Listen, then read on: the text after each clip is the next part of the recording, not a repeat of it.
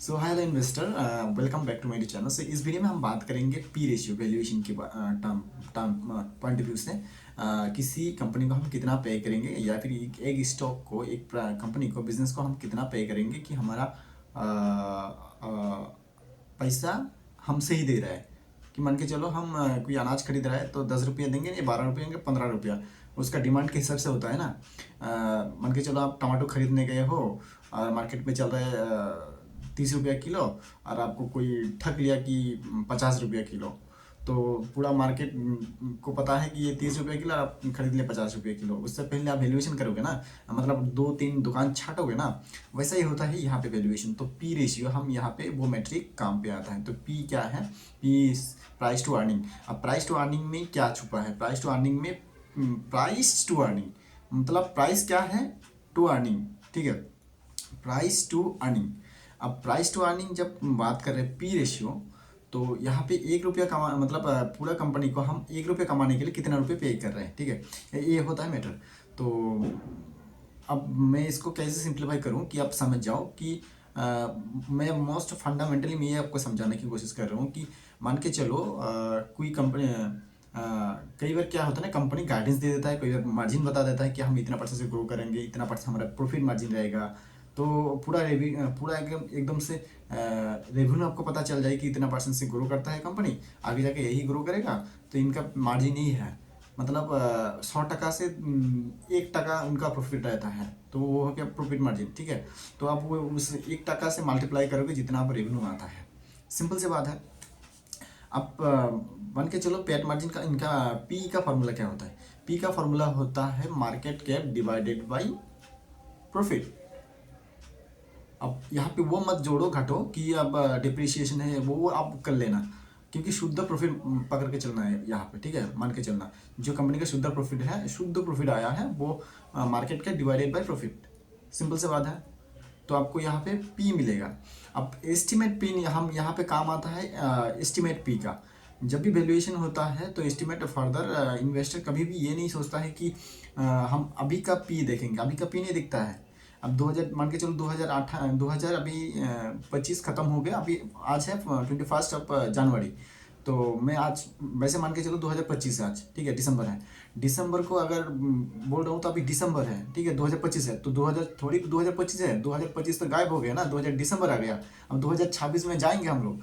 तो फर्दर हमको उस हिसाब से इवैल्यूएशन जब करते हैं तो उस हिसाब से करते हैं कि अब 2026 आगे जाके क्या होगा, ठीक है ना।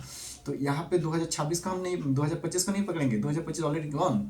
तो जैसे करंट रेशियो दिखा था ना, करंट पी रेशियो दिखा था, वो 2025 गया है दिसंबर। अब हमको आगे जाके जो इनका फर्दर पी रेशियो मिलता है प्राइस टू अर्निंग, वो हमको कैलकुलेट करना है कि इस हिसाब से ग्रो करेगा तो मैं इस हिसाब से इतना पे करूंगा तो मेरे जाके इतना कमाई होगा, है ना। मैं इतना रिटर्न निकाल पाऊंगा कंपनी का एज पर कंपनी का गाइडेंस।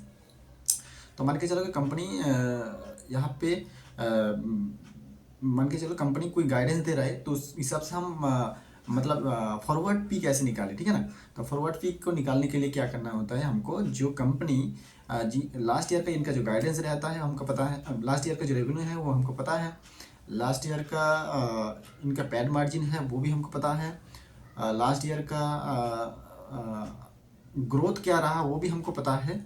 बट नया सिनेरियो यहाँ पे क्या क्रिएट हो रहा है? नया सिनेरियो यही क्रिएट हो रहा है कि यहाँ पे कंपनी आके अचानक कोई बोल रहा है कि हम इतना परसेंट से ग्रो करेंगे, भाई तुम हमारा कंपनी में इन्वेस्ट करो। पूरे actually it means company one two company चाहता है कि आप उनका कंपनी में इन्वेस्ट करें, यानी उनका शेयर ले, ठीक है, तो उनका वैल्यूएशन बढ़े। अब वहाँ पे आपको देखना होता है कि कंपनी को अगर मैं पे कर रहा हूँ तो कितना रुपया पे करना मेरे लिए सही रहेगा, कि 200 में खरीदने के लिए सही रहेगा या फिर 2000 में खरीदने के लिए सही रहेगा, ठीक है। आपको कैसे पता चलेगा? क्योंकि कई बार होता है छोटा मोटा चुंदी इन्वेस्टर जो भी हो, मान के चलो, ऐसे मैं डिसरिस्पेक्ट नहीं कर रहा हूँ कि 15% रिटर्न लेके निकल गया। आप 2000 में भी खरीद सकते हो और 3000 में भी खरीद सकते हो। ये मैटर करता है कि आपका पॉइंट ऑफ व्यू, आपको वो स्टॉक का ग्रोथ मोमेंटम को समझ में आता है कि नहीं, ये है बात है, ठीक है। अब मैं यहाँ पे बात करूँगा फॉरवर्ड पी कैसे निकालते हैं। फॉरवर्ड पी समझने के लिए वेरी सिंपल है। आपका जो गाइडेंस, जो कंपनी का रेवेन्यू रहता है, ठीक है, वो रेवेन्यू आपको जो मतलब कंपनी का लास्ट ईयर का जो रेवेन्यू है, ठीक है, कंपनी आगे जाके फर्दर वो जो गाइडेंस देता है उस हिसाब से आपको जोड़ना होता है, जोड़ेंगे वहाँ पे। मान के चलो 700 करोड़ है, 50% से ग्रो करेगा तो वहाँ पे 1050 करोड़ हो जाएगा ग्रोथ, रेवेन्यू आ जाएगा। आपको वहाँ पे ग्रोथ पता चल गया।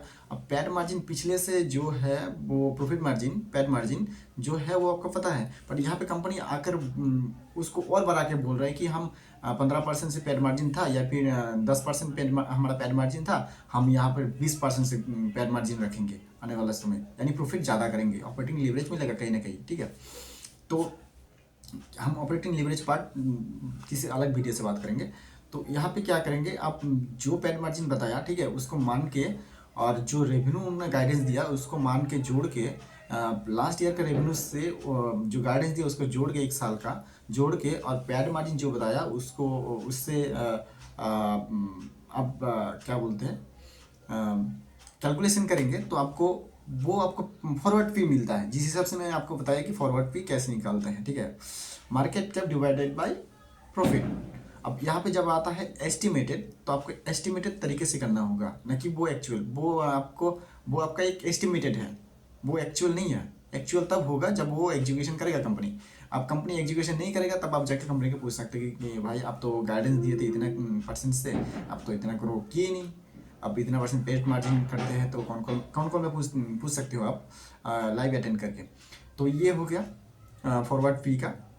और पैड मार्जिन कैसे निकालते हैं? पैड मार्जिन वेरी सिंपल, जो इनका पैड होता है, पैड मार्जिन निकालना है। पैड प्रॉफिट रहता है, प्रॉफिट डिवाइडेड बाय जो इनका सेल्स होता है उस साल उस महीने का, या फिर यानी जो भी आप पकड़ोगे उस हिसाब से कैलकुलेशन करना। PAT by sales multiply by 100, यानी आपको परसेंटेज में निकालना है। तो पैड मार्जिन पहले निकाल लो, उसके बाद आपका सेल्स तो पता है, जोड़ के आप उसको पिछले साल से जोड़ के उसको मार्केट के भाव से डिवाइड करो, उसके बाद पैड मार्जिन से ये करो, पैड मार्जिन से मल्टीप्लाई करो, तो पता चल जाता है कि इतना % से इनका प्रॉफिट होगा। That's called forward P, estimated P. इसको फर्दर हम किसी खाते कॉलम में बताने की कोशिश करेंगे। अभी मैं इसको टाइम मिला तो मैं इसको सोचा कि आपको फॉरवर्ड पी को कैसे कैलकुलेशन करें उसका हम इस वीडियो के थ्रू बता दें। ठीक, so thank you so much. I hope ये वीडियो आपको हेल्पफुल रहेगा। ट्राई टू अंडरस्टैंड, इसको इजी तरीके से समझिए कि इसको समझने के लिए बहुत इजी है कि मान के चले कि आपके हमारे पास 9 नंबर, मतलब मान के चलो कि 9 रुपीज़ है और 2 फ्रेंड के पास कितना पैसा है, टोटल 9 रुपीज़ है हमारे तीनों फ्रेंड के पास, और 2 फ्रेंड के पास मेरे को पता है कि इनके पास इतना है, इनके पास इतना है, इनके पास 3 रुपीज़ है, इनके पास 3 रुपीज़ है, तो बाकी 3 में से और एक के पास कितना रुपीज़ होगा, वो वो जो एक फ्रेंड के पास कितना होगा वही है मान के चलो कंपनी का जो एग्जीक्यूशन। मतलब कंपनी ये भी बोल देता है कि वो फ्रेंड के पास कितना है बोल के, मतलब समझो कि वो पैड मार्जिन बता दिया। अब इस फ्रेंड के पास कितना है, ये एक तरीके से ऐसे समझो कि कंपनी बता दिया हमारा रेवेन्यू क्या रहेगा। अब बाकी आपको फाइंड करना है कि बाकी और 3 रुपीज़ या फिर 4 रुपीज़ कितना है आपको पता करना है। उसके लिए आपको कैलकुलेशन करना है forward P basis. So this is the fundamental to how to forward P calculate and in further accelerate your आपका जो वैल्यूएशन है उसका। सो आई होप आप इसको समझे and thank you so much. हम बाकी नेक्स्ट वीडियो में बात करेंगे operating leverage, what is the operating leverage, how company getting operating leverage. So thank you so much. I hope you got the point and keep signing, keep loving, happy investing. Thank you so much.